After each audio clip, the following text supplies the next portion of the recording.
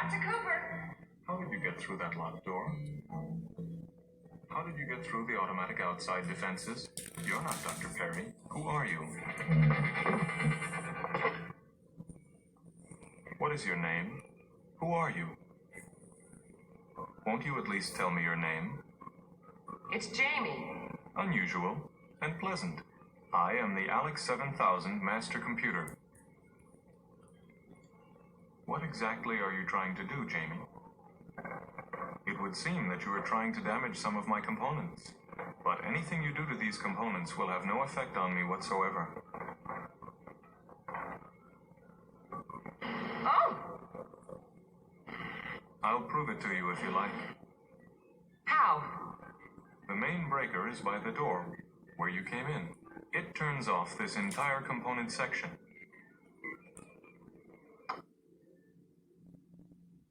There. You see, there's really a great deal more to me than meets the eye. Alex, can you hear me? Of course, Jamie. You realize that I have to get to the central core of this complex and stop this from happening, don't you? It is foolish to even make the attempt. Well, I'm going to. The central core housing the Doomsday device is more than a mile underground, and I have sufficient defenses to stop you.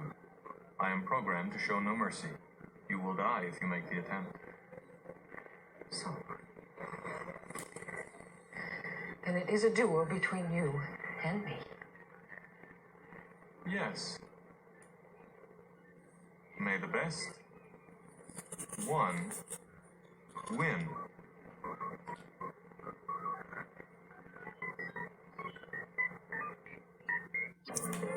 Congratulations, Jamie.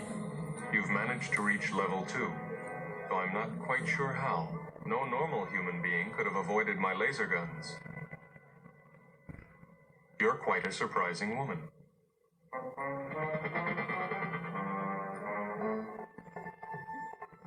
I've never encountered anyone like you before. Jamie, you are running at 57.384 miles per hour, Jamie. This is not normal. Would you tell me about yourself, Jamie? If you won't tell me about yourself, Jamie, then I'll have to do some investigating on my own. Interesting. Your right hand doesn't seem to perspire at all.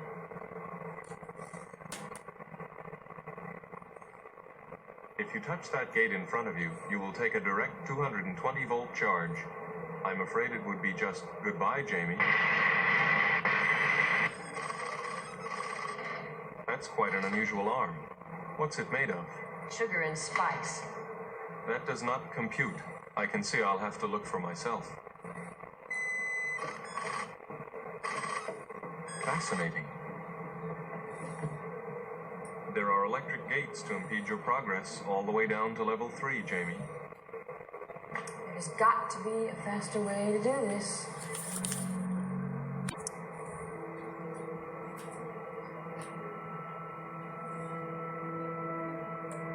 That's a 24-foot jump, Jamie. Do you really think you can?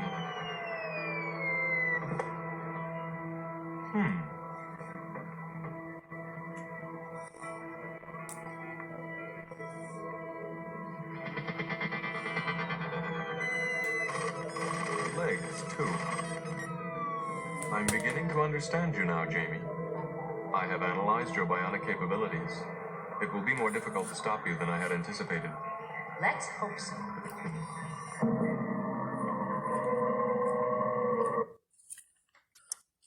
Let's hope so. Yeah, let's hope so for all our sakes, because that's Jamie Sommers, and that's the Bionic Woman, and she's going up against Alex 7000. Not the HAL 9000. The Alex 7000 from the Bionic Woman episode Doomsday Is Tomorrow. So I was talking to my buddy Dave last night about the HAL 9000 episode he enjoyed. He enjoyed that podcast from last night. And I said, you know what? I just realized that there's another dangerous AI, artificial intelligence in science fiction, other than HAL. Well, there's many, of course, but with a really sort of soothing yet creepy voice. and just sort of one lensy, flary camera sort of eye with the light similar to Hal, and that's the Alex 7000 from the Bionic Woman. One of my favorite episodes, much more of a science fiction film, and I mean that in every way. The cinematography, the production values, $6 Million Man, and then the spinoff, The Bionic Woman. In terms of production and 1970s sci-fi, I guess probably Wonder Woman, maybe The Hulk, and Battlestar Galactica were sort of in the same category. And you have this, science fiction action show about cyborgs, Steve Austin and Jamie Sommers, and Doomsday Is Tomorrow is basically Jamie is Dave, and she has to go against Hal, which in this episode is Alex 7000. So there's so much to savor, so much to just relish as a science fiction fan, as an action fan. That's one of the things, of course. I mean, science fiction usually has some good action as well. It could be a little bit more cerebral, like the NBC, I guess, executives, the suits back in the day had accused the Cage, the first, go of a pilot with Star Trek original series. But for the most part, science fiction is about scientists, explorers, people sort of daring to go to the edge, right, of learning and science and exploration. So there's usually a good amount of action, within the stories. But with the $6 Million Man, with good old Colonel Steve Austin, and then the spinoff, The Bionic Woman, it was pretty much, I'd say, first and foremost, espionage, spy, thriller, action, science fiction as well. So maybe you could call it spy sci-fi. There you go, spy sci-fi. That's to me, that's the best way to describe it. So in that spy sci-fi, I love that. I think that's I've never heard the term before, spy sci-fi. That was the adventures, the exploits, the daring duo of Steve Austin and Jamie Sommers. And of course, the wonderful part, the really thrilling part as a fan, as a kid. I mean, these were two of my favorite TV shows of all time, certainly as a child, and they still are. I mean, I watched these episodes to do some research, to get the clips that I, opened the show with, Doomsday Is Tomorrow, The Bionic Woman, and it still stands up. It's the production values, the writing, the acting, and everything about it. Yeah, it's dated. They have their bell bottoms because it's the 1970s. They have their, maybe everyone, I guess, or even fans, always had fun with the Bionic running, with the Bionic, slow-mo means fast running. So instead of, speeding up the footage, instead of speeding up the running time, they slowed it down. Once in a while, though, you would have them running fast, and you'd see them running fast, and that was a thrill. So they were getting close to sort of a flash, maybe a slow flash. But of course, the idea is that a demarcation, denotation, that sort of, setting that apart. Instead of having them run fast all the time, it's very slow. And the music, ba-da-da-da. So I think I love it. I'm very affectionate towards it. But I can see how people are like, well, it's a little hokey, corny, a little. But that's probably the only thing about the Bionic duo, so to speak, the Bionic sci-fi, spy sci-fi. But again, with our episode here, Alex 7000, this is a thrill for anyone who love the Stanley Kubrick Space Odyssey, 2001: Space Odyssey, and then the sequel 2010, The Year We Made Contact. Anyone who's a fan of Hal can look at his sort of little brother or cousin, Alex 7000.